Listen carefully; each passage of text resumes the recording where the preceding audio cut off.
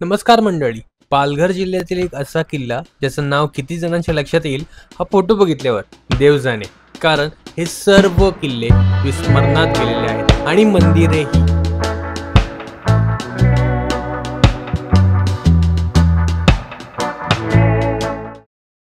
सर्वप्रथम वारसा संस्कृतीचा परिवार आणि वैणतीय गिरी संस्था या सगळ्यांचं मनापासून स्वागत. आजच्या आपल्या ह्या भ्रमंतीला आजपासून इथून सुरुवात होते. हा आपला पहिला स्पॉट आहे, पहिली सुरुवात आहे आपली. आणि याचं थोडक्यात पार्श्वभूमी तुम्हाला मी सांगतो, जेणेकरून आपल्याला हा किल्ला बघताना खरी मजा येणार आहे. सुरुवातीला किल्ल्याच्या आतमध्ये जायच्या अगोदर हा भाग जो आहे याचं भौगोलिक स्थान सांगतो. कोकण जो आपण ज्याला कोकणाची निर्मिती म्हणतो, त्या कोकणाच्या निर्मितीमध्ये जो कोकणाचा सुरुवातीचा भाग आहे, ज्याला आपण दमणपासून जी कोकणाची सुरुवात होते, दमणगंगा, तिथपासून अगदी खालपर्यंत म्हणजे कारवारच्या पुढे एक छोटीशी नदी आहे, काळी नावाची नदी आहे. अगदी त्या नदीपर्यंतचा भाग हा मुळात कोकण म्हणून पूर्वीपासून ओळखला जायचा.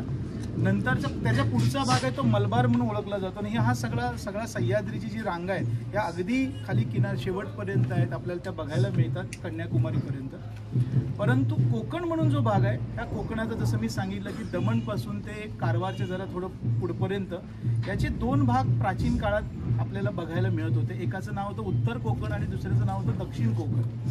उत्तर कोकणामधला जो पट्टा आहे, दमणपासून ते अगदी जर पूर्वी म्हणायला गेलं तर ते रत्नागिरी, रायगड ते रत्नागिरीपर्यंतचा हा उत्तर कोकणाचा पट्टा आहे. या पट्ट्यावर अनेक राज्यांनी, राज्यकर्त्यांनी, अनेक जणांनी इथे राज्य केलेलं आहे. इतिहासात डोकावताना आपल्याला ही गोष्ट आवर्जून बघायला मिळते की अगदी सातवाहनांपासून आपल्याला या उत्तर कोकणातल्या अनेक बंदरांची नावं बघायला मिळतात. त्यातलं पहिलं नाव तुम्हाला सर्वांना माहिती असेल, ते म्हणजे शूरपारक, ज्याला पूर्वी शूरपारक असं म्हटलं जायचं, परंतु आता हळूहळू आपण त्याला सोपारा आणि नाला सोपारा असं आपण त्याला म्हणतो. बट तुम्ही बिलीव्ह करणार नाही, इतकं त्या काळामधलं अतिशय भरभराटीला आलेलं ते बंदर होतं. फार मोठ्या प्रमाणावर तिथून व्यापार चालायचा. त्या ठिकाणी अनेक वेगवेगळ्या देशातून आलेले जी जहाजं होती ती त्या ठिकाणी आपल्याला बघायला मिळायची. आणि तिथून मग तो पुढचा सगळा जो मालाची नेण आहे हा कल्याणपर्यंत पुढे यायची. कल्याणवरून जुन्नर म्हणजे जीर्णनगर हे त्याचं जुनं नाव, आणि तिथून पुढे प्रतिष्ठान म्हणजे पैठणपर्यंत हा एक रूट त्या काळामध्ये होता. त्याच्यानंतर असे अनेक दुसरे रूट, देशावर जाणारे रूट आपल्याला बघायला मिळतात. मुळात शूरपारक नंतर अजून एक त्याच काळामध्ये बंदरांमधलं अतिशय महत्त्वाचं बंदर होतं, ते म्हणजे चेऊल. चेऊल म्हणजे ज्याला आपण आता चौल किंवा रेवदंडा असं म्हणतो, तर ते सुद्धा त्या काळामध्ये अतिशय भरभराटीला आलेलं एक बंदर होतं. आणि उत्तर जर आपण जरा थोडंसं उत्तरेकडे अजून आपण आलो तर आपल्याला लक्षात येतं की हा पट्टा पूर्वीपासून अगदी भोजराजांपासून त्याच्या नंतरच्या काळामध्ये या प्रदेशावरती चालुक्यांचं साम्राज्य, नंतरच्या काळामध्ये शिलाहार झाल्यानंतर मग जे काही इथले स्थानिक राजे होते ते सोळंकी, ज्याला आपण म्हणतो ते खरं चालुक्य वंशीय. त्याच्यानंतरच्या काळामध्ये इथे गुजरातच्या सुलतानाची सत्ता या पट्ट्यावरती होती. गुजरातच्या सुलतानाला हरवून जे पहिले आलेली मंडळी आहेत जे विदेशातून, ते म्हणजे पोर्तुगीज. आणि पोर्तुगीज ज्या वेळेला 1498 मध्ये वास्को द गामा हा ज्या मार्गाने आपल्या भारतात आला, तो मार्ग तो आपल्या सगळ्यांना माहितीच आहे. पोर्तुगालवरून तो निघून नंतर परत आपल्या भारतामध्ये आला. भारतातल्या कलिकत, वेस्टर्न कोस्टवरती कलिकतमध्ये आला, जामोरिन राजाला सामोरा गेला आणि तिथून त्याने सुरुवात केली. कोची घेतल्यानंतर तो पुढे अजून नंतर दुसऱ्या काही त्याच्या ज्या काही वॉयेज होत्या, दुसरे काही ज्या काही त्याच्या सफरी होत्या, त्याच्यामध्ये त्याने 1510 मध्ये अफान्सो द अल्बुकर्क या अतिशय महत्त्वाच्या अशा आणि पोर्तुगीजांच्या इतिहासातील नावाजलेल्या व्हॉइसरॉयच्या काळात ह्या पोर्तुगीजांनी गोवा जिंकला. 1510 गोवा, 1534 मध्ये त्यांनी वसई जिंकली. मला वाटतं ही एक अतिशय महत्त्वाची गोष्ट आपल्या महाराष्ट्राच्या इतिहासाच्या दृष्टिकोनातून. मुंबई बेट घेतलं, साष्टी बेट त्यांच्या ताब्यात गेलं आणि मधले सगळे घेत म्हणजे चेऊल घेतलं. त्याच्यानंतर वरती आल्यानंतरचा सगळा मधला पट्टा जो आहे हा केळवे, माहीम, शिरगाव, त्याच्या पुढे गेल्यानंतर डहाणू आणि अगदी दमणपर्यंतचा प्रदेश जिंकला. दमणचा किल्ला होता तो जिंकला.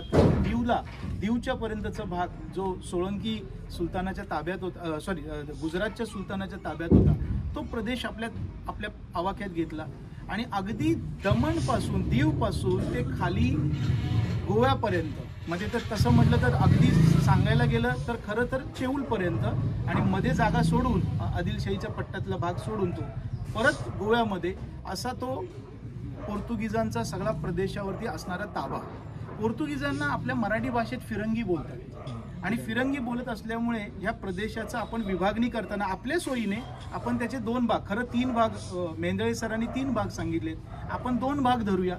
एक फिरंगांमधला खालचा भाग जो गोव्याचा शेवटपर्यंत त्यांच्याकडे राहिला, आणि गोव्याच्या वरचा जो भाग आहे जो महाराष्ट्रामध्ये येतो तो अगदी नंतर पुढे दमणपर्यंत जातो, दीवपर्यंत जातो, तो सगळा पट्टा चेऊल, नंतर पुढे आल्यानंतरचा भाग जो मुंबई साष्टी, ते सगळा प्रदेश सगळा, आणि तो अगदी दमणपर्यंत हा सगळा प्रदेश हा उत्तर फिरंगाण म्हणून ओळखला जातो. त्या उत्तर फिरंगाणातला हा किल्ला. आपण पोर्तुगीजांना सगळेजण ओळखतो ते खास करून एक व्यापारी आणि धार्मिक राजवट म्हणून. आपल्याकडे येतानाच ते एका हातामध्ये तराजू आणि दुसऱ्या हातामध्ये तलवार किंवा बंदूक घेऊन आले होते. धर्मप्रसार करणं हा त्यांचा एक पहिला मूळ उद्देश होता, आणि ते आपल्याला बऱ्याच ठिकाणी जागोजागी बघायला मिळतं. गोव्यामध्ये दिसतं, तुम्ही केरळमध्ये गेला दिसतं, वसईमध्ये सुद्धा आपल्याला पाहायला मिळतं.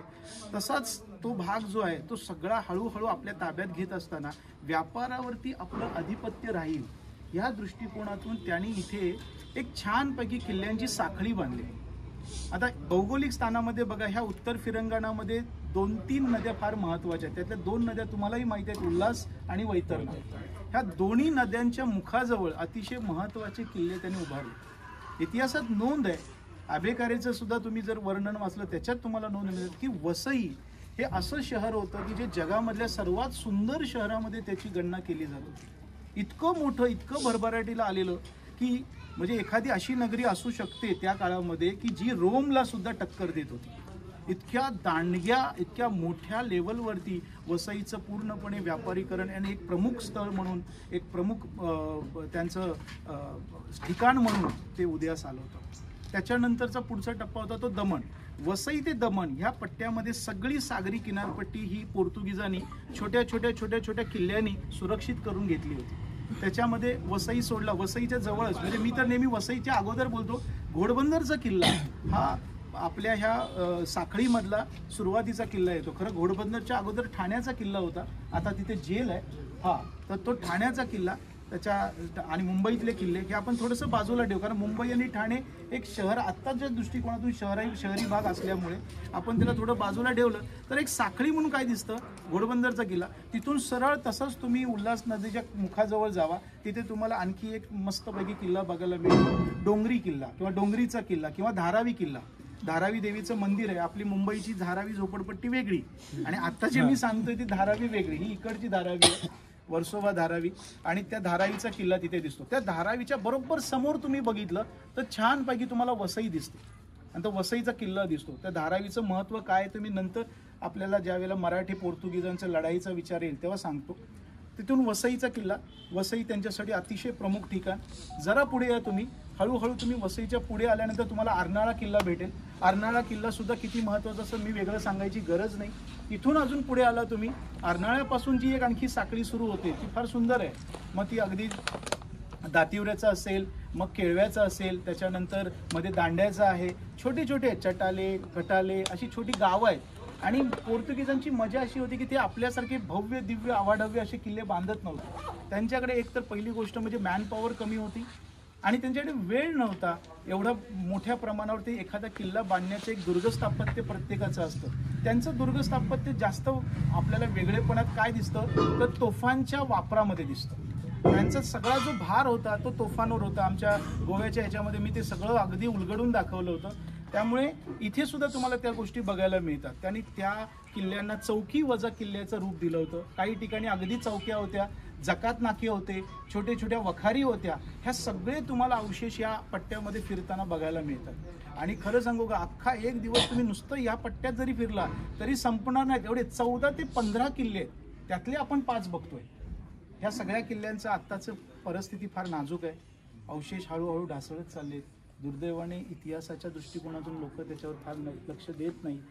वाढती लोकसंख्या, महानगराचे जे काही दुष्परिणाम असतात ते इथेही बघायला मिळत आहेत. मी सुरुवातीला आलो होतो तेव्हा हा सगळा भाग मोकळा होता, छानपैकी एंट्री दिसायची, तिथून तुम्ही फोटो काढला तरी अतिशय देखणा फोटो यायचा. आता मी सांगायची गरज नाही तुम्हाला, तुम्ही बघताय. मी इतिहासाकडून हळूच आता थोडंसं दुर्ग स्थापत्याकडे वळतो. आपण आज शिरगावच्या किल्ल्यामध्ये आपण काय बघायचं, किल्ला अतिशय सुंदर किल्ला आहे आणि किल्ला बघता क्षणी आपल्याला दोन गोष्टी कळतात. एक पहिली गोष्ट कळते ती म्हणजे किल्ल्याची भरभक्कम अशी तटबंदी आणि त्या तटबंदी आणि मनोऱ्यावरून दिसणारं त्या दुर्ग बांधणीचं वैशिष्ट्य. तुम्ही बघा की फार मोठी तटबंदी आहे ही आणि या तटबंदीचं बांधकाम सगळ्या बाजूने जवळजवळ हे 30 ते 35 फुटापेक्षा जास्त उंचीचं हे बांधकाम आहे. आणि समोर गेल्यानंतर आपण ज्या वेळेला बघतो हा पूर्व दिशेचा असलेला दरवाजा आहे, या दरवाजाच्या अगदी बाजूला हा अतिशय सुंदर असा एक मनोरा दिसतो. अनफॉर्च्युनेटली आता इथे ट्रक लागलाय, पण तुम्हाला खालून वरपर्यंत जेव्हा तुम्ही बघता ना तेव्हा तुम्हाला हे एक वेगळं दुर्ग वास्तू बघायला मिळते. आता तुमच्यापैकी किती जण, तुम्ही तर सगळे भटकी मंडळी आहेत, तर किती जणांनी तुम्ही मनोरा, किल्ल्यावर मनोरा पाहिला किंवा कुठल्या किल्ल्यावर मनोरा पाहिला? रायगड. अगदी बरोबर आहे. मालेगावच्या याच्यावरती आहे, अनेक आहे जे जुने किल्ले तुम्हाला बघायला मिळतात. हा, त्या किल्ल्यांवरती आपल्याला दिसतं. तुम्ही देवगिरीला पण जरी गेला तर तुम्हाला हे बघायला मिळेल. तर ह्या किल्ल्याच्या बांधकामावरून एक गोष्ट लक्षात येते की मुळात मनोरे जे बांधकामात दिसतात ते तुम्हाला मराठी बांधकाम शैलीत दिसत नाही, तुम्हाला पोर्तुगीज बांधकाम शैलीत दिसत नाहीत. हे दिसतात आपल्याला खास करून सुलतानी बांधकाम शैलीमध्ये किंवा मुघल बांधकाम शैली, आदिलशाही बांधकाम शैली असं असेल. तर या ठिकाणी आपल्याला हा मनोरा आपल्याला हे सांगतो. दुसरं एक तुमच्या लगेच लक्षात येईल, नजर टाकल्या की इथला जो दगड आहे ना तो लाल दगड आहे. तुम्ही जवळून बघा आणि त्याचबरोबर हा बेसॉल्ट तुम्हाला वेगळा दिसेल. दगडामधले हे जे बदल होतात याचा कारण काही आहेत, कारण आपल्याला आज जसं दिसतंय तसा तो किल्ला नव्हता. तो किल्ला बरीच वर्ष इथे अगदी मूक साक्षीदार म्हणून उभा आहे. अनेक लढाया त्याने झेललेल्या आहेत, अनेक आक्रमणं त्याने सोसलेली आहेत आणि त्यामुळे होतं काय की बऱ्याच वेळेला आपल्याला आत्ता वाटतं की अरे हा असाच होता का, तर तसं नाही. ही काही बांधकामं नंतरची बांधकामं आहेत. ह्या किल्ल्याचं वैशिष्ट्य सांगतो, ह्या मनोऱ्यामध्ये आतमध्ये जायला जिना आहे. आपल्या दुर्दैवाने तो बंद आहे पण खूप सुंदर असा आहे आणि त्याच्यातून तुम्ही वर जाऊ शकता. वर झरोके दिसत आहेत तुम्हाला, छोटे छोटे तुम्हाला जे काही छिद्र आहेत त्याला जंग्या म्हणतात, त्या तुम्हाला जंग्या बघायला मिळत आहेत. आणि मनोऱ्यातला सगळ्यात महत्वाचा भाग आहे ज्याचा उपयोग, आता मनोरा का बांधला, सिंपल आहे, वॉच टॉवर. त्यामुळे जो वरचा भाग आहे तो वॉच टॉवर आहे. त्या ठिकाणी तिथे एक सैनिक जरी असला, पूर्वी हा जो भाग आहे इकडे सांगितलं की समुद्रच आहे, मागे गेला की लगेच बीच लागतो, तो अगदी घासून होता पूर्वी. आणि या बाजूला सुद्धा हा सगळा मोकळा भाग होता, मोकळा प्रदेश होता. त्यामुळे दूरपर्यंत एखादं कोणी काही हालचाली होत असतील त्या हालचाली बघण्यासाठी हा वॉच टॉवर असायचा. असा एक अजून एक वॉच टॉवर आहे, तो आपण या ठिकाणी आहे, तो आपण नंतर आतमध्ये गेल्यावर बघू. परंतु हा अतिशय सुंदर आणि कलाकुसरीने युक्त असा वॉच टॉवर आहे. पण आतमध्ये 2 दरवाजा, नंतर चोर दरवाजा, असे बरेच. तुम्हालाही माहिती आहे की कुठल्याही दुर्ग बांधणीमध्ये एक दरवाजा नसतो आणि तो जर असेल तर तो ऐब आहे असं आपल्याला आज्ञापत्रात आपल्याला वाचायला मिळतं. हा अतिशय सुंदर असा दरवाजा आहे, कलाकुसरीने युक्त दरवाजा आहे. आपल्या दरवाजांवरती जर तुम्ही बघितलं आणि पोर्तुगीज दरवाजांवरती बघितलं तर फरक असा दिसतो की आपले दरवाजे हे देखणे वास्तुशिल्पयुक्त असतात, पोर्तुगीजांचे दरवाजे हे अगदी ढोबळमानाने उभे केलेले असतात. त्याच्यावरून आपल्याला एकदम सहजपणे सांगता येईल की हा दरवाजा पोर्तुगीज बांधकाम शैलीतला नाही. हा दरवाजा जो आहे हा त्या काळामध्ये, आता ह्या किल्ल्याच्या इतिहासात डोकावून बघताना हा किल्ला कोणी बांधला हे स्पष्ट उल्लेख कुठेच सापडत नाही.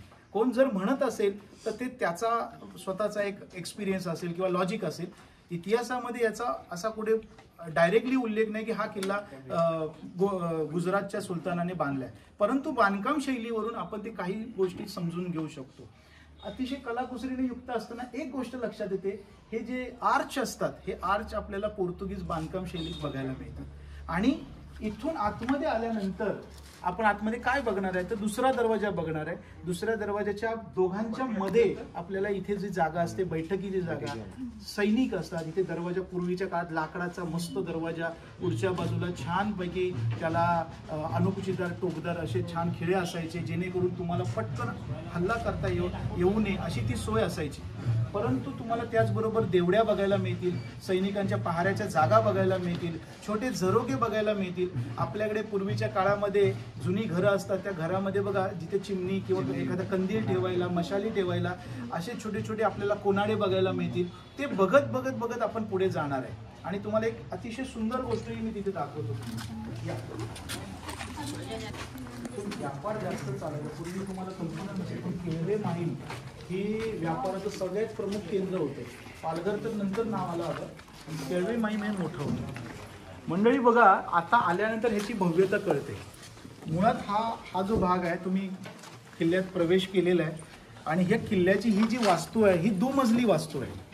आता दुमजली वास्तू जरी मी म्हणालो तरी सुद्धा त्याच्यावरती जागा आपल्याला बघायला मिळते. बघा, एक छोटंसं तुम्ही जर व्यवस्थित ऑब्झर्वेशन केलं तर छान कोनाडे बघायला मिळत आहेत, जंग्या बघायला मिळत आहेत आणि अनेक अनेक आपल्याला त्या ठिकाणी देवळ्या किंवा देवडी ती बघायला मिळते. तर याचं कारण कसं आहे बघा, याचा एक खाचा दिसतोय तुम्हाला आणि त्या खाच्यामध्ये पूर्वी तुळव्या किंवा तुळई असायची, लाकड्याचे छानपैकी खांब असायचे मोठे मोठे. त्याच्या तुम्हाला एक काही खुणा बघायला मिळतात. यस, त्या खुणांवरून आपल्याला समजतं की ही जी वास्तू होती ही दुमजली वास्तू होती. प्रवेशद्वाराच्या समोर दुमजली वास्तू त्या राजवटीचं ऐश्वर्य दाखवते, त्या राजवटीची ताकद दाखवते. कारण बऱ्याच वेळेला असं होतं की शत्रू, आता बघा इथे एक दोन खाचा दिसत आहेत बघा तुम्हाला, ते पूर्वीच्या काळातल्या दरवाजाचे की जेणेकरून तो दरवाजा उघडण्यासाठी ज्या बिजागिरी नसायची त्या खाच्यामध्ये बसवलेला असायचं. तो दरवाजा किती मोठा आहे याची आपल्याला जाणीव होते. सुंदर रेखीव दरवाजा, त्याच्यानंतरची ही जागा, बैठकीची जागा. खरं सांगायला गेलं ना तर हे पोर्तुगीज दुर्गशैलीमध्ये आपल्याला बघायला मिळत नाही. तुम्ही रईश मागुश बघा, तुम्ही शापोरा बघा, तुम्ही अगवाद किल्ला बघा, तुम्ही कुठलेही बाकीचे, तर जवळजवळ सगळे किल्ले मी मुलांना ज्या वेळेला सांगितले, दाखवले, त्याच्यामध्ये तुम्हाला कुठेही अशी जागा बघायला मिळत नाही. कारण हा बांधकामाचा जो एक पॅटर्न आहे तो खास करून इथला स्थानिक, ज्याला आपण म्हणूया ऐत्य देशीय राज्यकर्त्यांचा हा पॅटर्न आहे. दुसरी महत्त्वाची गोष्ट आहे की इथे जर आतमध्ये तुम्ही गेला, हा आपण दुसऱ्या दरवाज्यातून आता आपण मूळ किल्ल्याच्या अंतर्भागात प्रवेश करतोय आणि तोही भाग अतिशय देखणा आहे. तर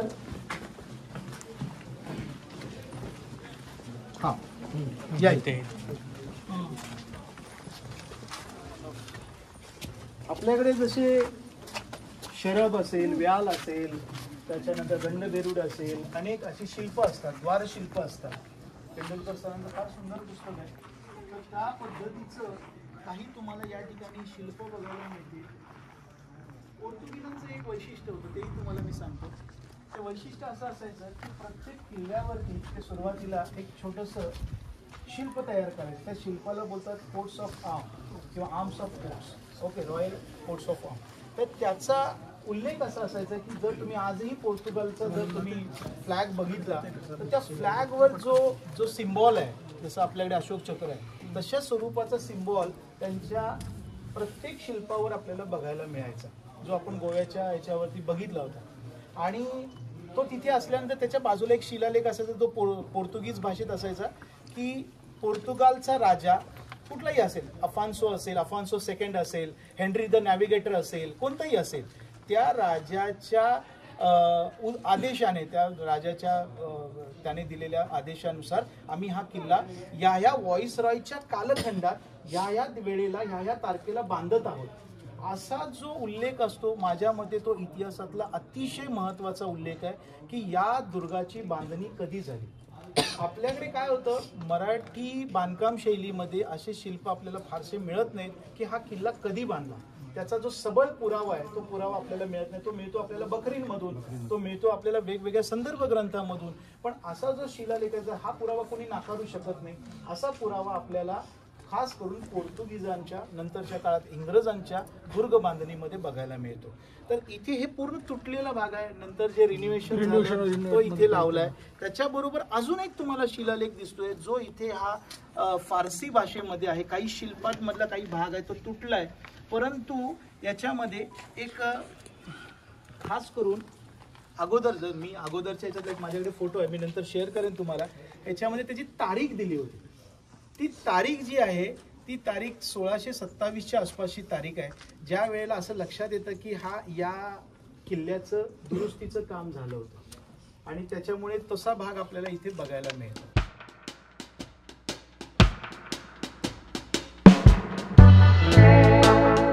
तटबंदी आपल्यासाठी माहिती असते की कुठल्याही शत्रूला रोखण्यासाठी जी सगळ्यात महत्त्वाची पहिली भूमिका करते ती तटबंदी करते. तटबंदीवरती तुम्हाला दुर्ग वस्तू काय दिसतात तर तुम्हाला जंग्या दिसतात, तुम्हाला छानपैकी चालणारा जो रोड आहे त्याला फांजी म्हणतात, तिथून सैनिक ये जा करू शकतात, कनेक्टिव्हिटी असते ते बघायला मिळतं.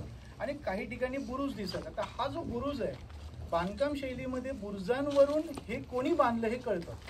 हा गोल बुरुज आपल्याला बघायला मिळतो. मागच्या बाजूला तुम्ही गेला तर तुम्हाला एक असा ज्याला आपण बाणाकृती म्हणूया किंवा पेंटॅगोनल टाईपमध्ये म्हणूया अशा स्वरूपाचा आपल्याला बुरुज बघायला मिळतो. त्या बुरुजाच्या बांधणीवरून कळतं की तो बुरुज पोर्तुगीजांनी बांधलाय. हा बुरुज एक तर सुरुवातीच्या सुलतानाच्या काळात बांधला असावा किंवा नंतर तो मराठ्यांनी बांधला असावा. आणि त्याचं कारण पण सांगतो तुम्हाला की त्याचं जे कारण आहे त्याचं ही जे बुरुजाची रचना आहे ही बुरुजाची रचना खूप महत्त्वाची आहे. गोल बुरुज बांधण्याची शैली ही आपली मराठा शैली ज्याला स्थानिक शैली आपण असं म्हणतो त्या स्वरूपाची ती शैली आपल्याला बघायला मिळते. बुरुजामध्ये तुम्हाला ह्या मोठ्या जागा दिसत आहेत त्या जागा ज्या आहेत ह्या तोफेसाठीचे जंगे आहेत, म्हणजे जंग्यांमधले प्रकार आहेत. आणि ह्या तुम्ही अजून खोल्यात जाऊन जर बघितलं तर इथे तुम्हाला एक छान पैकी स्लोप असलेली स्लॅन्टेड अशी एक खिडकी दिसते ज्याच्यामध्ये एक तोफ एक जागा आहे, म्हणजे एक बंदूक घेऊन ते करू शकता. एक सैनिक आहे 7 बाजूला फिरवू शकतो एवढ्या त्या ठिकाणी जंग्या त्यांनी केलं. आणि ही खूप सुंदर जागा आहे. 5 असेल 7 असेल अशा आपल्याला जंग्या एका ठिकाणी बघायला मिळतात. त्याच्यामुळे खालून येणाऱ्या तुम्ही कुठल्याही एखाद्या शत्रूवरती सहजपणे त्याला टिकू शकता. दुसरं ह्या मोठ्या याच्यामध्ये तोफा असायच्या. आता तोफा कशा होत्या त्या काळात तर तोफांचं फार मोठं शास्त्र आहे. दुर्दैवाने आपण त्याचा अभ्यास फार कमी करतो. तोफा म्हटलं की आम्ही काय करतो तोफांवरती बसतो, तोफांवरती फोटो काढतो, बरोबर आहे का. ते सगळं कार्यक्रम चालू आहे. पण आता हळूहळू लोकांमध्ये बदल झाले, हळूहळू लोकांमध्ये अवेअरनेस आलाय, तोफाचं महत्त्व कळतंय. ती वास्तू किंवा ती एखादी अशी वस्तू आहे की ज्याला एक इतिहास आहे त्यामुळे तोफांना आपण आता जपायला लागलेलो आहे. आता दुपारची वेळ आहे, आत्ता जर त्याच्यावरती हात ठेवला तुम्ही तर तुम्हाला ती थंड लागेल. तुम्ही अनेक तोफा बघितल्या असतील, म्हणजे कुठल्याही घ्या अगदी वेगवेगळ्या तोफा. आता ह्या तोफांचे प्रकार आणि त्याचा एक खूप सुंदर असा जो अभ्यास आहे त्याचा अर्थ सांगतो तुम्हाला, थोडक्यात सांगतो. त्याचं महत्त्वाची गोष्ट अशी आहे की आपल्याकडे घडीव तोफा, ओतीव तोफा, घडीव तोफा ज्या असतात त्या बांगडी तोफ, ज्याला तुम्ही बांगडी तोफ आपण असं त्या ह्याच्यामध्ये बोलतो. घडीव तोफा असतील, ओतीव तोफा असतील. अजून एक तोफ असते उखळी तोफ, एक उखळी नावाचा प्रकार असतो उखळी तोफ.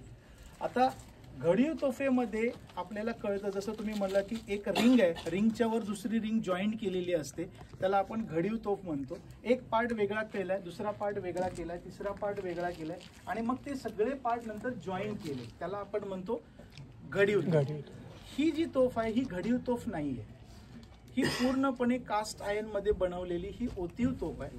ह्या ओतीव तोफेचं वैशिष्ट्य असं आहे की ही तोफ पोर्तुगीजांची तोफ आहे. ठीक आहे. आणि आपण मराठी फार हुशार होतो की दुसऱ्यांचा माल बरोबर कसा लंपास करायचा, ते त्यांच्या काय उचलायचो आपण तर तोफा उचलायचो. आम्ही दाखवलं गोव्यामध्ये बारदेश मधून छत्रपती संभाजी महाराजांनी 1683 ला जी मोहीम केली त्या मोहिमेमध्ये अवघ्या 2 किल्ल्यांवरून 46 तोफा आपण घेऊन गेलो. त्यांच्या नाकावर टिचून आपण त्या तोफा नेलेल्या आहेत. तर अशा ह्या तोफा आपल्यासाठी खूप महत्त्वाच्या होत्या, कारण आपली जे मेटॉलॉजी आहे, धातू विज्ञान आहे, ते धातू विज्ञान युरोपीय दृष्टिकोनातून मागासलेलं होतं. आपण पूर्णपणे तोफांसाठी, दारुगोळ्यासाठी आणि शस्त्रास्त्रांसाठी आपण ह्या युरोपियन ज्या काही त्या काळातल्या ह्या होत्या शक्ती होत्या त्यांच्यावर डिपेंड असायचो. गोव्यामध्ये पणजीला आर्किओलॉजीचं खूप सुंदर असं एक संग्रहालय, वस्तू संग्रहालय आहे. त्या वस्तू संग्रहालयामध्ये बाजूला 2 मोठी दगडाची अशी चाक आहेत, म्हणजे 2 म्हणजे फक्त 2च नाहीत, बरीच आहेत, पण तिथे तुम्हाला दाखवलेलं आहे. त्याला बोलतात दारू, जसं चुन्याचा घाणा असतो की नाही तसं दारूची पावडर बनवण्याचा, gun powder which is called as a gun powder, gun powder बनवण्याचा त्या ठिकाणी कारखाना होता, फॅक्टरी होती. नवेलिम म्हणून एक छोटंसं त्या ठिकाणी लोकेशन आहे, जागा आहे.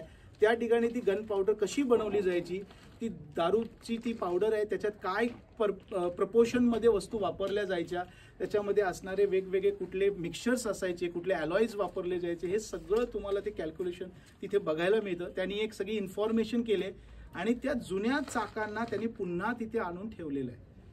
तशा पद्धतीचे कारखाने होते त्यांचे पोर्तुगीजांचे. वसईला कारखाना होता आणि या उत्तर फिरंगाणामध्ये ह्या त्या वसईच्या कारखान्यातून तोफा बनवून इथे यायच्या. तर अशी ही तोफ आहे. तोफेचं वैशिष्ट्य असं, पूर्वीच्या काळात पंचधातूच्या सुद्धा तोफा होत्या, ब्रास किंवा इतर काही तोफा होत्या, पण त्या तोफा आपल्याकडे त्या राहत नाहीत. तुम्हाला तर माहितीच आहे, त्या लगेच लोक वितळून त्याचा अनेक कार्यक्रम करून ते मोकळे झालेले असतात.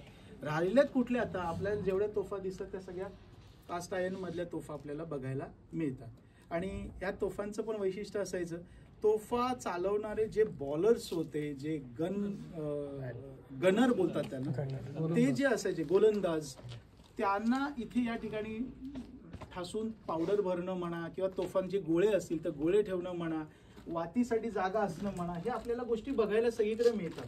परंतु एक गोष्ट मी नेहमी सांगतो, पोर्तुगीज फार हुशार होते. ते काय करायचे, प्रत्येक तोफेवरती त्यांचा, जसं आपण आपला ब्रँड लावतो ना, तसा इथे ब्रँड असायचा. या ठिकाणी हा सिम्बॉल इथला पूर्णपणे गेलेला आहे. परंतु नॉर्मली प्रत्येक तोफांच्या वरती आपल्याला बघायला मिळतं की ही तोफीचा मेक कोणाचा आहे, मेक कोणी बनवली ही तोफ. तुम्ही जर कुलाबा किल्ल्यावर गेला तर कुलाबा किल्ल्यावरच्या ज्या तोफा आहेत त्या इंग्रजांनी बनवलेल्या तोफा आहेत. त्याच्यावर आपल्याला सरळ सरळ ते सगळं डिटेल बघायला मिळतं. तसं पोर्तुगीजांच्या तोफा ओळखण्यासाठी त्यांच्यावरती कोट्स ऑफ आर्म, आपल्याला त्याचे सिम्बॉल जो आहे त्यांचा राजचिन्ह जे आहे ते इथे कोरलेलं आपल्याला दिसायचं. तर अशी एक छोटीशी तोफ इथे आपल्याला शिरगावच्या म्हणजे मुलांनी ते छानपैकी त्याला रिस्टोर करून ठेवलेली आहे, बघण्यासारखं आहे. आता आपण इथून पुढे जाऊ. त्या बाजूला जाणार नाही कारण तो भाग पडलेला आहे, ढासळलेला आहे. ज्या ठिकाणी तोफा सापडल्या त्या ठिकाणी आपण एक साधारणतः कोणाची राजवट होती किंवा कोण हे होता ते पण एक कळू शकतं काय अंदाज. तोफा सापडले त्याच्यावर जिल्ह्यावरच्या किल्ल्यावर असलेला तोफा समजा आता हिचं जर बघितलं तर मग 1640 1650 साधारणतः हा कालखंडात कोण त्याची राजवट कळू शकत असं. तोफेवरती फक्त चिन्ह काय असतं माहितीये का, राजचिन्ह दिलेलं असतं. अजून एक दिलेलं असतं जे मला वाटतं रेश मागुश किल्ल्यावरती मी सांगितलं होतं की ह्या तोफेचं वजन दिलेलं असतं, वेट. त्याच्यावरती तुम्हाला तारीख नाही देत, तुम्हाला वेट देते. हे किती पाऊंडाची तोफ आहे, त्या तोफेचं वजन काय आहे आणि त्याचं कॅल्क्युलेशन करण्याचा एक फॉर्म्युला आहे. त्या फॉर्म्युलेनुसार तुम्ही छानपैकी ती तोफ किती वजनाची आहे आणि त्या तोफेच्या वजनावरून त्या तोफेचा माऱ्याचा अंदाज केला जातो, किती दूरपर्यंत याच्यातले गोळे सोडले जातात असा त्याचा अर्थ याच्यात असतो. हे जे दिसतंय आता बघा, समोर बीच आहे, आता थोडंसं समुद्र मागे गेलाय, तर अगदी जवळ असा ह्या समुद्र किनाऱ्याला लागून असल्यामुळे पूर्वीचा जो व्यापारी मार्ग होता, हा सागरी मार्ग, हा त्यांचा व्यापारी मार्ग. त्या सागरी मार्गावरती लक्ष ठेवण्यासाठी संरक्षणाच्या दृष्टिकोनातून बांधलेला हा किल्ला आणि त्या किल्ल्यातला हा बुरुज, ज्याचं सगळ्यात महत्वाचं काम काय होतं तर येणाऱ्या व्यापारी जहाजांवर लक्ष ठेवणं, त्यांना संरक्षण देणं. शत्रूच्या काही जहाजं आली, मर्चंट शिप्स आल्या तर त्यांच्यावरती अटॅक करणं, हे त्याचं काम होतं. त्यामुळे इथे नेहमी जागता पहारा असायचा. जे मी मगाशी तुम्हाला म्हणालो की जो इथून सरळ चालत गेला तर तुम्हाला तो बाणाकृती आकाराचा पोर्तुगीजांच्या बांधणीतला बुरुज बघायला मिळतो. तो ज्याला वाटतं ते पण पुढे जाऊ नका कारण ते सगळं लांबून बघता येईल. बरं, ह्याचं वैशिष्ट्य असं की आता आपण जिथे आहे ह्या तटबंदीलाच आपण वर चढून आलो, ह्याच्या खाली जिथे जागा आहे त्या ठिकाणी त्यांनी छोट्या छोट्या खोल्या केलेल्या आपल्याला दिसतात. त्या सगळ्या साठवणीच्या खोल्या, मी मगाशी म्हणालो कॉम्पॅक्ट जागा आहे त्यामुळे प्रत्येक जागेचा इंच वापर केलेला आपल्याला दिसतो. त्याच्यानंतर इथे आपण आल्यानंतर एक नाही, हा खूप सुंदर आणि मोठाच्या मोठा असा आपल्याला हा बुरुज बघायला मिळतो. तो बुरुज सगळ्या दृष्टिकोनातून महत्वाचा आहे, पण सगळ्यात जास्त काय महत्वाचं ते दाखवले. आणि जाताना फक्त काळजीपूर्वक जायचं. हो, इथून खाली तुम्ही बघा की याला इथे या बुरुजावरून खाली जाण्यासाठी तुम्हाला थोडासा जिना आणि थोडी जागा मिळेल. तर एका वेळेला सगळ्यांनी नका जाऊ, तर ते लागेल तुम्हाला, तर तुम्ही बघा. पण त्याच्यात मजा अशी आहे, एका टप्प्यावर उतरू शकता, पूर्ण खाली उतरता येत नाही. पण तुम्हाला काय दिसेल माहितीये का, तुम्हाला समोरचं तुम्हाला मिनारीचा भाग दिसेल बघा.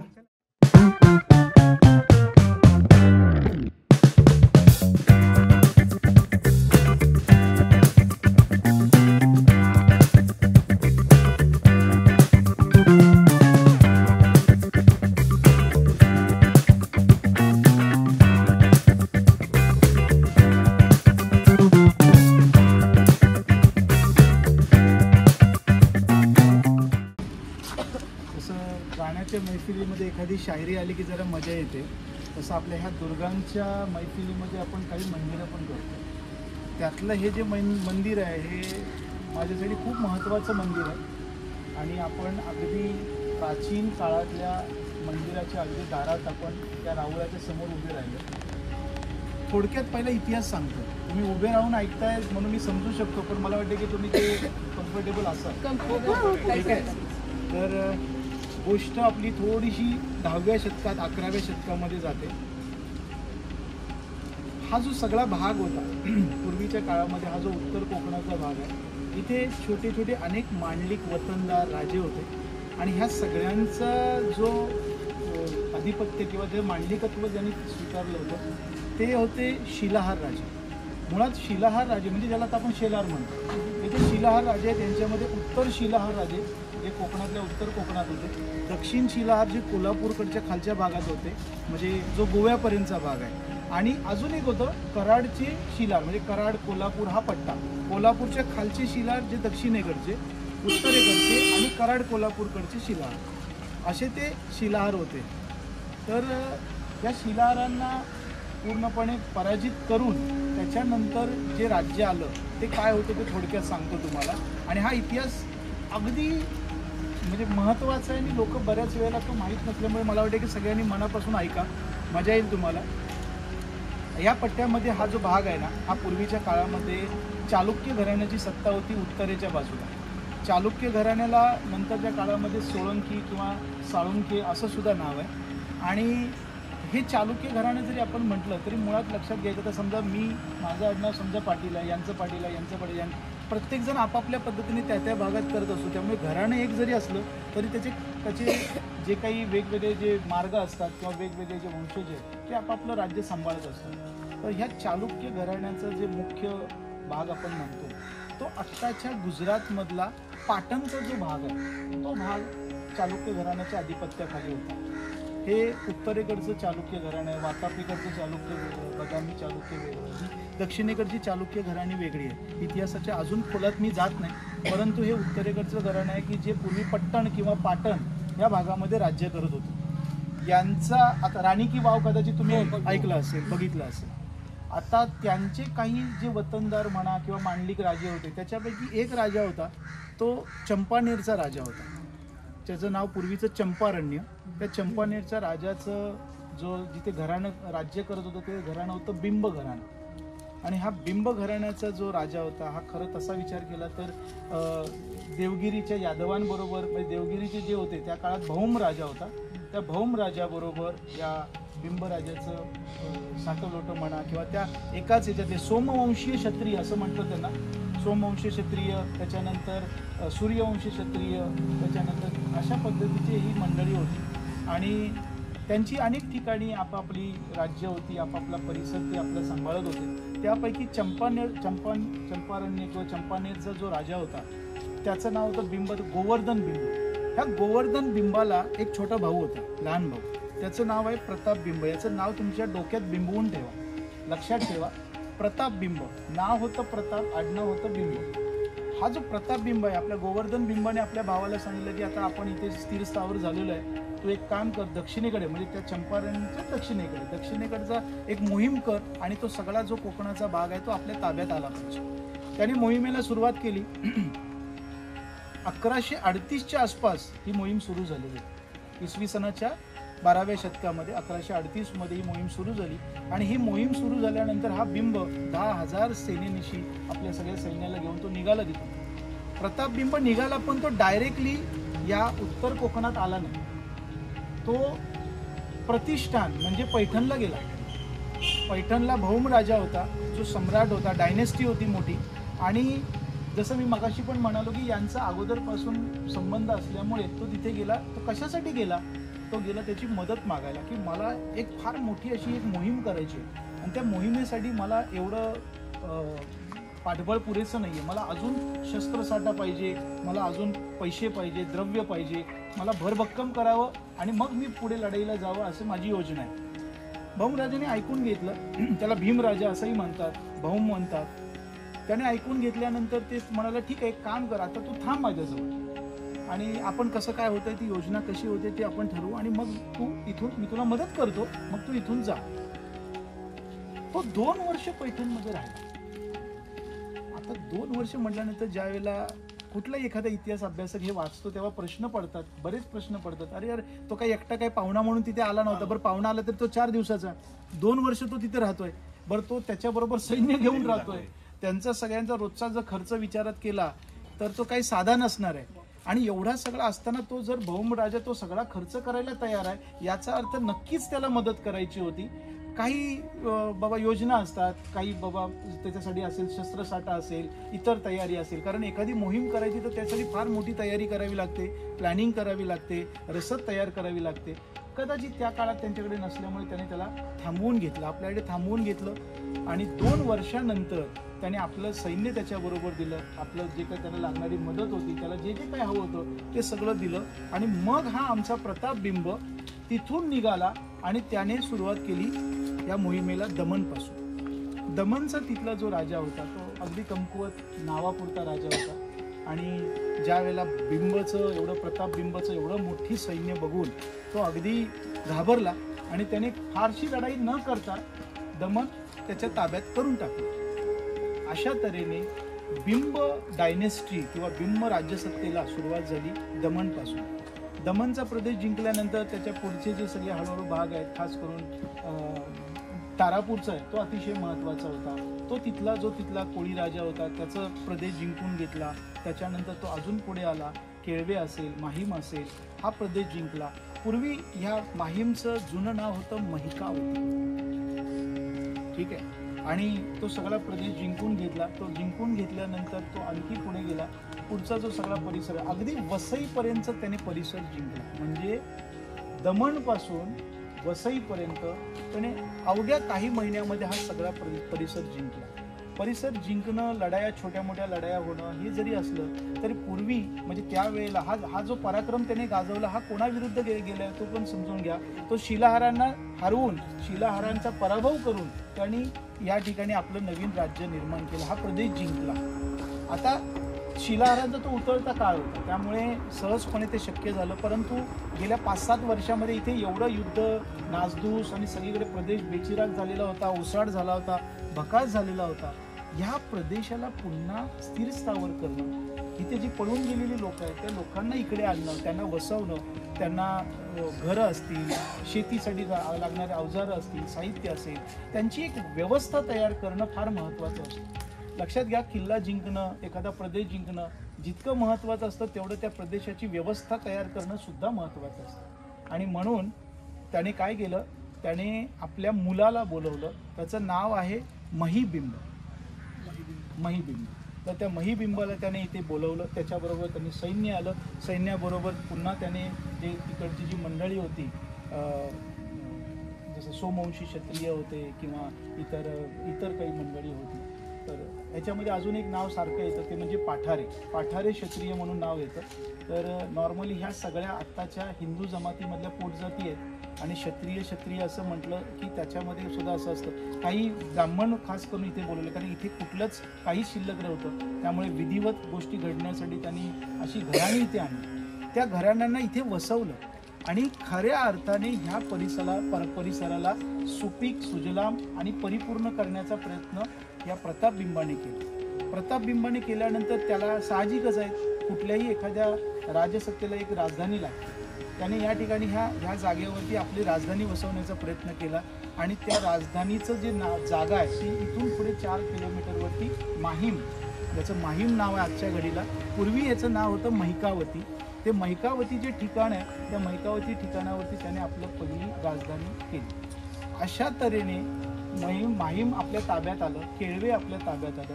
इथे अनेक मंडळी इथे आली, वर्तक मंडळी आली, दाणी मंडळी आली, किनी मंडळी आली आणि त्यांना इथे वसवून हा परिसर पुन्हा सुफळ बनवण्याचा प्रयत्न केला. मग तो थांबला नाही. त्याने काय केलं, त्याच्याबरोबरती त्याचा जो सेनापती आणि प्रधान होता बाळकृष्ण सोमवंशी, त्याला सैन्य दिलं. आणि महिबिंब त्याचा मुलगा, त्यांना सांगितलं की तुम्ही याच्या पुढचा परिसर जिंकायला सुरुवात करा, मी हा परिसराची व्यवस्था इथे बघतो, सगळं ठीक करतो, तोपर्यंत तुम्ही थांबू नका, पुढची आपली मोहीम चालू ठेवूया.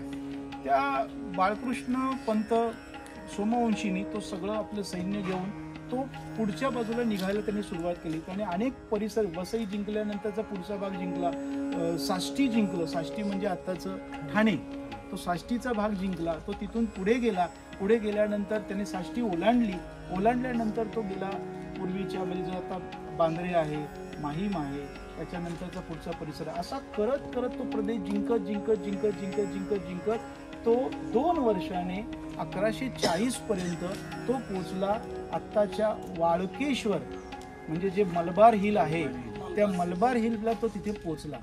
वालुकेश्वर असं खरं नाव आहे. इतिहासामधलं जर पुराणामधलं नाव बघितलं तर तिथे वालुकेश्वर असं म्हटलं जातं. प्रभू रामचंद्रांनी त्या ठिकाणी ते तिथे आले होते आणि तिथे त्यांनी बाण मारल्यामुळे त्या ठिकाणी जे तळं तयार झालं त्याला बाणगंगा असं म्हटलं जातं.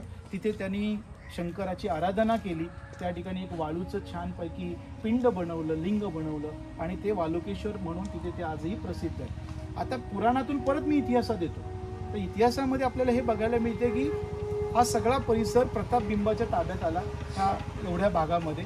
आणि मग याच्या सेनापतीने म्हणाला की महाराज मी हा सगळा परिसर जिंकलाय. म्हणजे लक्षात घ्या, दमनपासून वाळकेश्वरापर्यंतचा जवळजवळ एक आपण असं धरू शकतो 130 किलोमीटरचा परिसर हा सगळा एका छत्रछायेखाली आला होता आणि तो होता प्रतापबिंब तिथे आला. प्रतापबिंब वाळकेश्वरावर आला. वाळकेश्वरावर आल्यानंतर त्याने स्वतःचा विधिवत राज्याभिषेक करून घेतला. आणि म्हणून आज या ठिकाणी मी तुम्हाला हे सांगू इच्छितो की मुंबईचा पहिला विधिवत राज्याभिषेक केलेला जर राजा कोण असेल तर तो प्रतापबिंब. ठीक आहे, असा हा प्रतापबिंब. ह्या प्रतापबिंबाची राजधानी जर कुठली होती तर ती महिकावती. आज आपण त्या महिकावतीच्या राज्यात आहोत आणि महिकावती राज्यामध्ये इथे आपण या महिकावतीच्या मंदिराजवळ आलेलो. महिकावतीच्या मंदिराजवळ आलोय याचं कारण सांगतो तुम्हाला की हे जे प्रतापबिंब किंवा बिंब घराणं होतं, या बिंब घराण्याची कुलदैवता जी होती तिचं नाव होतं प्रभावती. ह्या प्रभावतीवरून तुम्ही कदाचित नाव ऐकून थोडेसे जरा तुमच्या लक्षात आलं असेल, काही तुमच्या लोक तर प्रभादेवी म्हणून आता जो एरिया आहे आणि आता रेल्वे स्टेशन पण झालंय तिथे तुम्ही जर सिद्धिविनायकाचं मंदिर तुम्ही जर बघितलं असेल त्याच्या पाठीमागे अजून एक देखणं आणि अतिशय सुंदर मंदिर आहे. 99.9% लोक तिथे जात नाहीत. सिद्धिविनायकाला जातात, दर्शन घेतात, माथा टेकतात आणि परत बाहेर येतात. जरा थोडंसं मागे जावा, त्या ठिकाणी प्रभावती देवीचं मंदिर आहे आणि ते अगदी प्राचीन काळातलं पुरातन मंदिर आहे की जे त्या बिंब डायनेस्टीच्या काळामध्ये ते तिथे बांधलेलं आहे. आताही तिथे यात्रा वगैरे होते, मोठं तिथे फेस्टिवल असतो. तर असं ते आहे. आणि त्याच्यावरून इथे आपल्याला 2 देव्या इथे बघायला मिळतात खास करून. एक म्हणजे महिकावतीचं मंदिर, ते त्या काळात प्राचीन काळात बांधलं. आणि दुसरं म्हणजे पुढे जाणारे आपण केळव्याला शीतला देवीचं मंदिर. तर ते खरं शीतळा देवी, तळ्याजवळ सापडलेली शिळा, त्याच्यामुळून तिचं नाव आलं शीतला देवी. आणि शीतला देवीचं मंदिर आपल्याला इथे आपल्याला पुढे केळव्यामध्ये, माहीम केळव्यामध्ये बघायला मिळतं. आता परत थोडंसं इतिहासात जातो. तुम्ही जर बोर झाला नसाल तर पुढे कंटिन्यू करा, कारण मजा पुढे आहे. मजा पुढे अशी आहे की हा बिंबराजाने जवळजवळ 12 वर्ष राज्य केलं. त्याच्यामधले पहिली 5 वर्ष झाल्यानंतर एक असं गंमत झाली की तिकडे तो स्थिरस्थावर झाला, राज्याभिषेक केला, मस्तपैकी आपलं सगळं साम्राज्य उभं केलेलं आहे. एवढ्या मोठ्या साम्राज्यावर आज तागायत कोणी एक राज्यसत्ता नव्हती. परंतु शिलाहारांचा जो पराभव झाला होता तो त्यांच्या वर्मी लागला होता. शिलाहार गप्प बसणारच नव्हते. भले त्यांची उतरती कळा असू द्या, त्यांचे जे काही वतनदार होते ते एकत्र आले आणि त्या वतनदारांनी काय केलं, राजा तिकडे, सेनापती तिकडे, सैन्य तिकडे आहे आणि ह्याचा फायदा घेऊन त्यांनी हा जो भाग आहे दमन पासून वसईपर्यंतचा तो आपल्या ताब्यात घेतला. आता ताब्यात घेतल्यानंतर तुमची राजधानीच गेली तर मोठा प्रश्न आला ना. मग आता काय करायचं?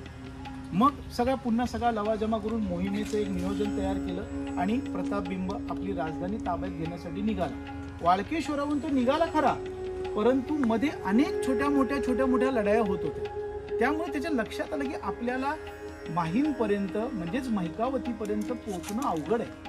तो असं करता करता तो वांद्र्यापर्यंत आला, जे आजचं वांद्रे आहे त्यापर्यंत आला. आणि त्यांच्या लक्षात आलं की हे फार अवघड जातंय. राजा आहे पण राजाला राजगादी नाहीये किंवा राजधानीचंच ठिकाण नसेल तर तो राजा काही कामाचा नसतो. त्याने तिथल्या तिथे त्या ठिकाणी सगळा पूर्ण बेचिराग झालेला एक भाग होता, प्रांत होता, त्या प्रांताला पुन्हा नव्याने वसवायला ठरवलं. आणि तो जो भाग आहे तो आजचा मुंबई माहीम. म्हणून तुम्हाला 2 माहीम बघायला मिळतात. एक केळवे माहीम जी महिकावती आणि केळवे, आणि आता दुसरी दिसते ती मुंबई माहीम. अशी ती आपल्याला मुंबई माहीम तिथे तुम्हाला दिसते. त्या ठिकाणी त्याने आपलं राजधानीचं ठिकाण बनवलं. आता लक्षात घ्या की सुरुवात इथून झाली होती, परंतु आता तो इथे नव्हता. तेथे राज्य नव्हतं त्याचं. त्यावेळेला ते राज्य त्याच्या हातातून निघून गेलं होतं. परंतु त्याने मुंबईवरती त्याच्या पुढे सुद्धा जवळजवळ कंप्लीट 12 वर्ष राज्य केलं. म्हणजे वाळकेश्वरापासून अगदी वसईपर्यंत त्याची सत्ता होती. अगोदरच्या काळात वाळकेश्वरापासून दमणपर्यंत सत्ता होती. नंतरच्या काळात वाळकेश्वरापासून वसईपर्यंत सत्ता होती. महिकावती, मुंबई महिकावती आणि केळवे महिकावती याच्यातला फरक तुमच्या लक्षात आला. तो मी सांगण्याचा प्रयत्न केला. आणि तिथे त्यांनी सत्ता. आजही तुम्ही माहीमला गेला तर तुम्हाला शीतला देवीचं मंदिर बघायला मिळेल. ही त्याच्या मागची गोष्ट आहे. बऱ्याच जणांना ह्याची कल्पना नसते. अशी मंदिरं कशी सारखी होतात, नावं कशी सारखी होतात, त्याची कारणं इथे आहे. साष्टी जिंकलं, तो भाग सगळा जिंकलेला असल्यामुळे. मग आता पुढे काय झालं सांगतो. याने 12 वर्ष राज्य केल्यानंतर हा राजा मरण पावला. त्याचा मुलगा महिबिंब हा राजधानीवर आला, गादीवर आला. आणि ह्या महिबिंब अतिशय पराक्रमी, अतिशय धाडसी, अतिशय शूर असा महिबिंब. त्यांनी 1 नाही 2 नाही 65 वर्ष राज्य केले. 65 वर्ष राज्य केलं. ह्या मुंबईचे जे आपण अभिषिक्त राजे म्हणतो ना, ते हे आहेत. त्याच्यानंतरच्या काळामध्ये महिबिंबाला सुरुवातीला मूलबाळ नव्हतं. त्याच्या उतार वयात त्याला मुलगा झाला. त्या मुलाचं नाव होतं केशवदेव बिंब. ज्या वेळेला महिबिंबाचं निधन झालं त्यावेळेला केशवदेव अवघा 5 वर्षाचा होता आणि तो राजा झाला. परंतु साहजिकच आहे, त्याची जी आई होती कामानी देवी म्हणून, तर ती त्याच्या नावाने ते राज्य चालवत होती. नंतर 17 वर्षाचा झाल्यानंतर त्याने स्वतःला राजा म्हणून घोषित केलं. आणि तो सुद्धा अतिशय पराक्रमी राजा होता. त्यामुळे प्रतापबिंबानंतरचा महिबिंब आणि महिबिंबाच्या नंतरचा त्याचा जो मुलगा होता म्हणजे प्रतापबिंबाचा नातू, त्याचं नाव होतं केशवदेव बिंब. याने पुढे जवळजवळ 25 वर्ष राज्य केलं. त्यामुळे तुम्ही जर साधं सिंपल कॅल्क्युलेशन केलं तर तुमच्या लक्षात येईल, पहिलं जवळजवळ 105 वर्षाचा कालखंड आपल्याला बघायला मिळतो तिघांचा. 100 पेक्षा जास्त वर्ष हा सगळा परिसर आपल्या ताब्यात ठेवणारे हे मुंबईचे खरे राजे. आणि म्हणून मी हे सगळं तुम्हाला अगदी विस्ताराने सांगितलं. आता तुम्हाला जी मगाशी गंमत सांगणार होतो ती ही आहे की इतिहासामध्ये अजून एक बिंब नावाचा राजा आहे. आणि त्यामुळे लोकांचा गोंधळ होतो की खरा बिंब कोण. तर त्या दुसऱ्या बिंबाचं नाव आहे बिंब यादव. त्याचं नाव होतं, पूर्ण नाव होतं बिंबदेव यादव. बघा, मी मगाशी जे नाव सांगितलं ते प्रताप बिंब. प्रताप हे नाव आहे, बिंब हे आडनाव आहे. आणि आता असं झालंय बिंबदेव हे नाव आहे आणि यादव हे आडनाव आहे. बरं, आता हे यादव कुठले, तर हे यादव होते देवगिरीचे. देवगिरीचा राजा रामदेव. आता ही गोष्ट घडते कधी बघा, कट्टू पहिला पाठ मी तुम्हाला सांगितला तो 1137 ते 40च्या दरम्यानचा, 38 ते 40च्या दरम्यानचा. त्याच्यानंतर जवळजवळ 154-155 वर्षांनी, लक्षात घ्या, म्हणजे अगदी 13व्या शतकामध्ये जो राजा आला त्याचा तो देवगिरीचा राजा होता रामदेवराय यादव. त्या रामदेवराय यादवाला 4 मुलं होती.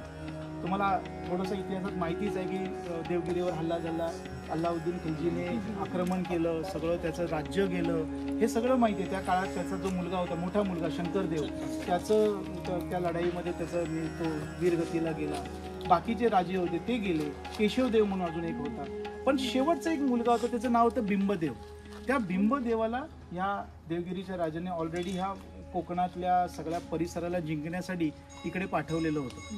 आणि तो आपली सगळं सैन्य घेऊन तो ह्या मोहिमेवर निघाला होता. त्याला माहीत नाही तिकडे काय झालं ते, पण तो आपल्या मोहिमेवरती कंट्रोल ठेवून होता. तो निघाला, तो इथे आला. इथे आल्यानंतर त्यावेळेला इथलं जे राज्य होतं ते त्याचं नाव होतं नागरशा. नागरशा नावाचा राजा होता. नागरशाचा मुलगा होता त्रिविक्रम देव म्हणून, त्याचं राज्य चालू होतं. नागरशा मेल्यानंतर, कारण नागरशाला आता हा नागरशा कोण हे पण तुम्हाला सांगतो. आपला जो केशवदेव बिंब होता त्या केशवदेव बिंबाला मूलबाळ नव्हतं, त्यामुळे बिंब घराणं संपलं. मग त्या बिंब घराण्याने त्यांचा जो प्रधान होता त्या प्रधानाला दत्तक घेतलं, जनार्दन पंत म्हणून. त्या जनार्दन प्रतिनिधीला ज्यावेळेला त्यांनी घेतलं तर तो राजा झाला. पण तो फार काळ टिकला नाही, कारण तो तेवढा पराक्रमी नव्हता. आणि म्हणून काय झालं, ह्या जनार्दनाचा जो पराभव केला तो पराभव केला होता नागरशाने पराभव केला. आता हा नागरशा कुठला, तर भोज राजा. हा जो नागरशा जो आहे हा खालच्या बाजूचा राजा आहे, चेऊलकडचा. आणि तो सगळा परिसर त्याने तो जिंकून घेतला. जिंकून घ्या. ह्याच्याबरोबर सततच्या लढाई होत्या. म्हणजे आपल्या लढाई कोणाबरोबर होत्या?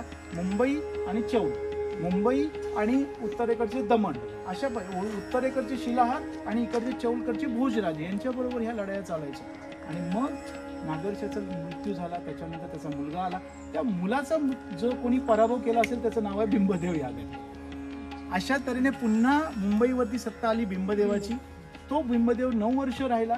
9 वर्षानंतर परत अनेक घटना घडत गेल्या, त्याच्यामध्ये परचक्र जास्त आली आणि मग यवनी हल्ल्यांमध्ये हा सगळा परिसर सुलतानांच्या ताब्यामध्ये गेला. तर असा इतिहासाचा हा सगळा थोडासा घोळ आहे. 2 बिंबराजे झाले. 2 बिंबराजे झाल्यामुळे कुठला नेमका बिंब हा ते आपल्याला समजत नाही. मी अगदी सोप्या भाषेत तुम्हाला समजेल असं प्रताप बिंब आणि बिंबदेव यादव याच्यातला फरक सांगितला. ही सगळी जी काही गोष्ट आहे, ही गोष्ट आपल्याला सांगण्यासाठी एकमेव साधन उपलब्ध झालं. खरोखर त्याचे आभार मानले पाहिजे, नाहीतर आपल्याला ह्यातलं काही सुद्धा सांगता आलं नसतं, अभ्यास करता आला नसता, कळलं नसतं. ती आहे मैकावतीची बखर.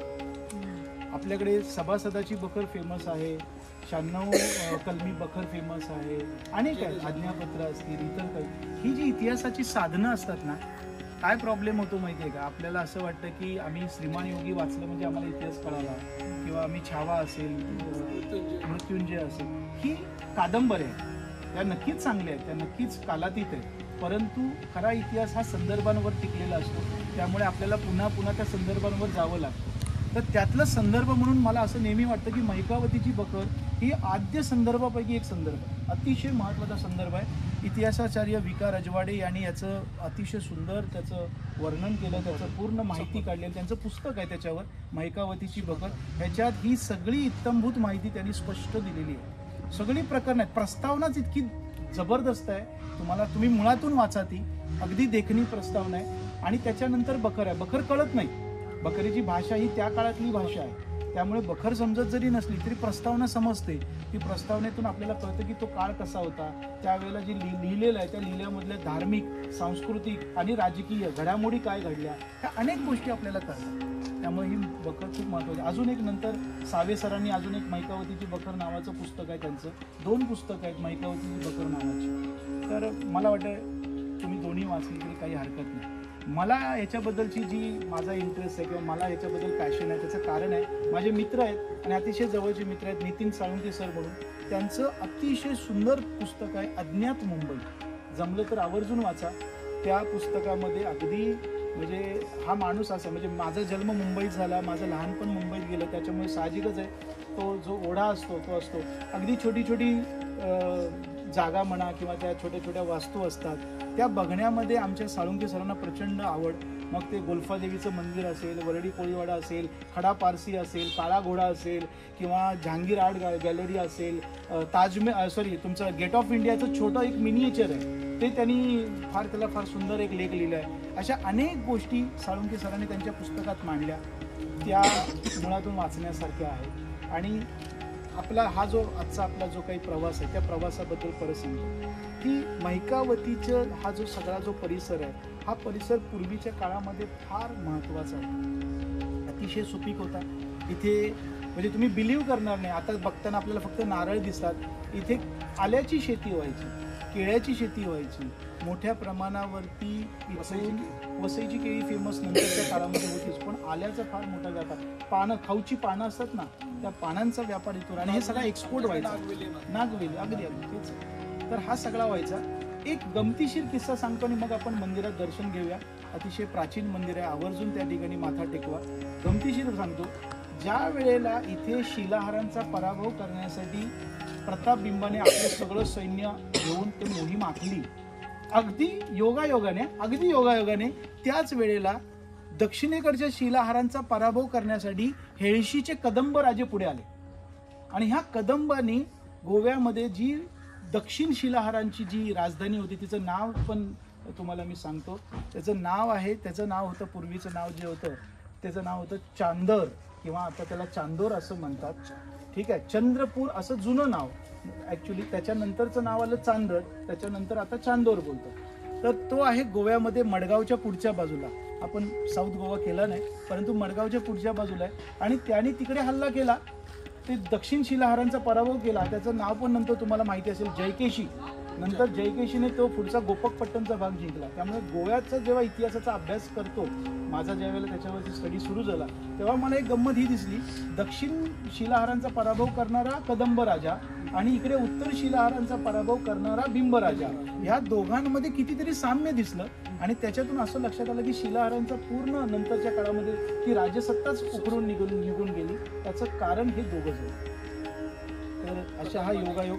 माझा अभ्यासाचा विषय गोव्यातले किल्ले असल्यामुळे मला ते जास्त रिलेट झालं.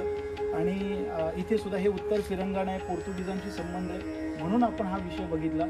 मूर्ती बघितल्यानंतर तुम्हाला खरोखर एक इतकं आत्मिक समाधान मिळणार आहे. आवर्जून आतमध्ये जाऊया आपण.